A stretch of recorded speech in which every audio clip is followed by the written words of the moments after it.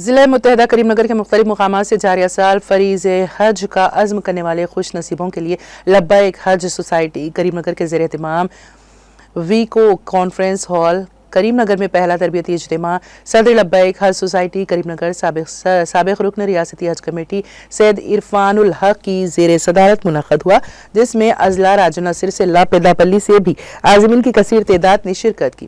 اس موقع پر تربیتی اجتماع کو خطاب کرتے ہوئے الحاج سید عرفان الحق صدر لبیک حج سوسائٹی کریم نگر نے کہا ہے کہ فریض حج کی ادائیگی کا موقع حاصل ہونا اللہ رب العزت کی نعمت عظمیٰ ہے، جس کی قدردانی اور شکر گزاری کرنا چاہیے۔ ایمان، صحت مندی، تندرستی اور استطاعت کا حصول حج کے فریضے میں اہم عناصر ہے۔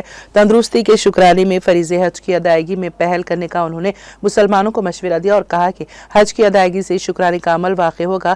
کیمپ کے دوران عازمین حج کے مختلف طبی امور پر ماہر ڈاکٹرز نے مشورے دیے، ضروریات کی تکمیل میں رہبری کی گئی۔ مفتی محمد صادق حسین اور حافظ محمد رضوان نے عازمین حج کو درکار مختلف ضروری امور پر تفصیلی گفتگو کی اور مفید مشوروں سے نوازا۔ تربیتی کیمپ کی نظامت حافظ تبریز نے انجام دی۔